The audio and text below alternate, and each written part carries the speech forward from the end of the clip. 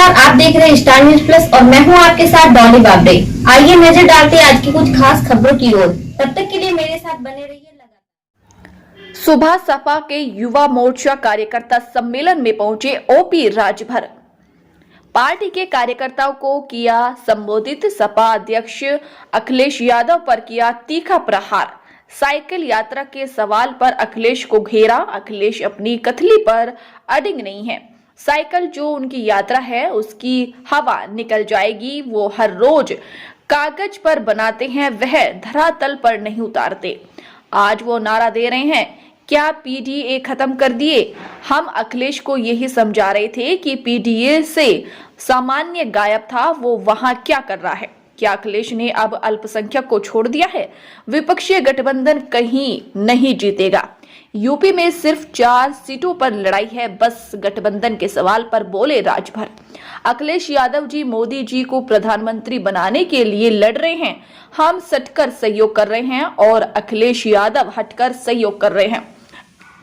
अखिलेश आखिर अन्य प्रदेशों में चुनाव क्यों लड़ रहे हैं? उपचुनाव में कांग्रेस ने सपा को समर्थन दिया, लेकिन उत्तराखंड में सपा ने अलग चुनाव लड़ा।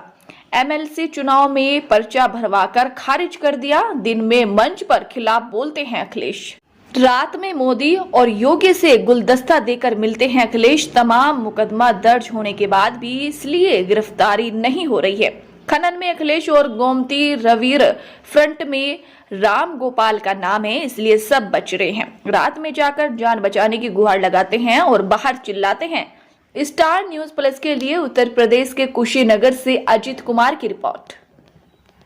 जीप चलाते चलाते सरकार चलाने का काम भी ओम प्रकाश राजभर ने शुरू कर दिया। काम कोई बुरा नहीं होता है, काम कोई बुरा नहीं होता है, सभी काम अच्छे हैं। आपके पास खेत है, आप अपने खेत को फैक्ट्री मान के काम करो। आप किसी फैक्ट्री में जाते हो, 12 घंटा ड्यूटी करते हो, 12 घंटे के बाद जब आपको 15-16 हजार रुपया देता है। मैं करके देखा हूं, अपने खेत में फैक्ट्री मान के काम किया हूं। जब लोग 2000 रुपया महीना पाते थे, तब 10,000 रुपया महीना हम खेती में कमा करके दिखा देते थे। खेती को अपनी फैक्ट्री मान के काम करो।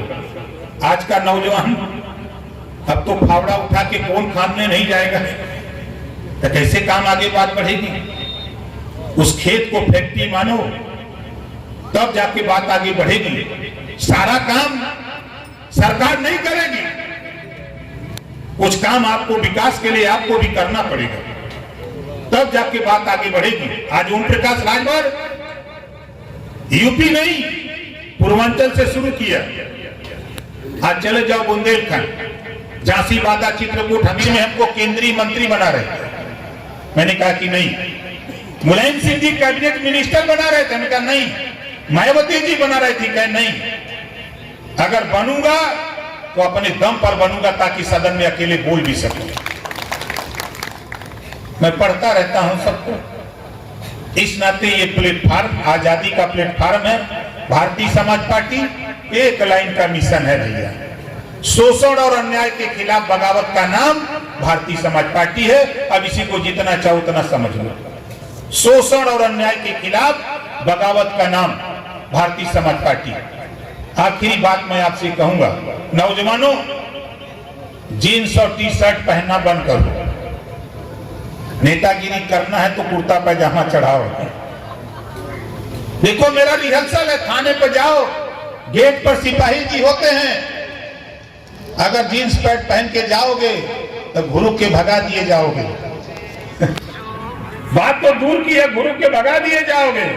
अगर कुर्ता पैजामा पहन के जाओगे तो वही सिपाही जी पूछेंगे, कहो नेताजी क्या बात है? आप कहोगे कि दरोगा जी से मिलना है, तो बता देंगे कि देखो वही बच्चे हैं, चले जाओ। और जींस पैंट पहन करके जाओगे तो भगा दिए जाओगे। इस नाते हमारी सोच है कि हर गांव में 10 को नेता बनाओ, 10 को नेता बनाओ। ये बात मैं क्यों कह रहा हूं? जब सिपाही जी दरोगा जी चलते हैं थाने से, कोई समस्या गांव में अगर एप्लीकेशन पड़ती है, तो सिपाही जी दरोगा जी पहले पूछते हैं कि गांव में नेता है कि नहीं, तो बता दिया जाता कि 10 को नेता है। तब आते हैं तो पहले विरोधी बहुत तरह की बतियाते हैं। एक उदाहरण मैं दे रहा हूं, अभी हमारे साथी ने बताया, हमारी माताएं बहनें बैठी, कांग्रेस की सरकार थी, बसपा और सपा का सहयोग था। माननीय मुलायम सिंह जी उस समय रक्षा मंत्री थे, बसपा भी सपोर्ट किया था कांग्रेस का दिल्ली में सरकार, और महिला आरक्षण नहीं पास हो पाया। बधाई देता हूं माननीय प्रधानमंत्री जी को, इन्होंने 33% आरक्षण उन्हीं विरोधियों के समझा दिया और सारे लोगों ने मिलकर के एक मत होकर के 33% आरक्षण महिलाओं के लिए लागू कर दिया। ये होता है प्यार, ये होता है लोगों को साथ लेके चलने का। अभी हमारे पत्रकार भाई हैं, इन लोगों का सवाल शुरू होगा, तो सवाल के पहले ही हम आपको समझा दें कि देख लीजिएगा, हम तो सच करके सहयोग कर रहे हैं माननीय मोदी जी को प्रधानमंत्री बनाने के लिए, और विपक्ष के कई दल यूपी से लेके बिहार से लेके हट करके सब अपने ऑफिस में जब तक है आओ सब लोग मिलो, तो बताते हैं कि भाई क्या करें, हम लोग कुछ कर ही नहीं पा रहे हैं। बहुत चर्चा करते हैं हमारी तमाम विपक्ष के लोग। अभी थोड़ा धैर्य रखो, तब जाकर के आगे की बात सोचना। और साथ ही आज युवा सम्मेलन, युवाओं मैं आपसे कहूंगा कि देखो, जिस ओर जवानी चलती है उस ओर जमाना चलता है। अब नौजवानों, मैं आपसे कहूंगा कि आप कुछ मत करो, लेकिन सच बोलना सीखो, सच का सामना करना सीखो। आज देखो ओम प्रकाश राजभर आपके सामने खड़ा है,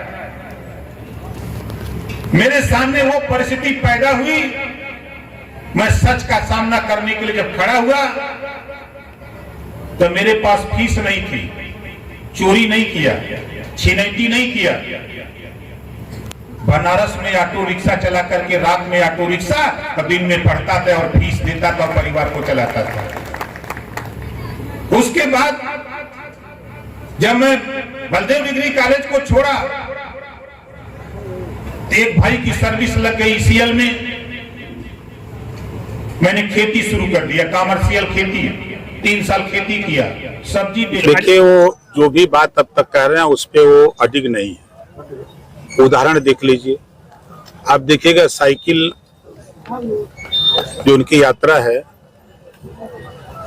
वो उसकी हवा निकल जाएगी। आप देखिएगा, आपने देखा कि जितने भी योजना वो बनाते सिर्फ कागज पे हैं, धरातल पे उतारना बड़ा टफ हो जा रहा है उनके लिए। और आज जो नारा दे रहे हैं, अब पीडीए खत्म कर दिए, ए से अगड़ा शुरू किए। यही बतिया तो हम समझा रहे थे कि जब पी से पिछड़ा और डी से दलित, अ से अल्पसंख्यक, तो सामान्य वर्ग वहां क्या कर रहा है? उनको तो साथ छोड़ के हट जाना चाहिए ना। आप कहाँ गए? अल्पसंख्यक छोड़ दिए कि डबलिया दिए? अच्छा, भी आपने बड़ी बात कही कि रावण जी ने लंका जलाई, क्या माना जाए? आप हनुमान जी ने लंका जलाई।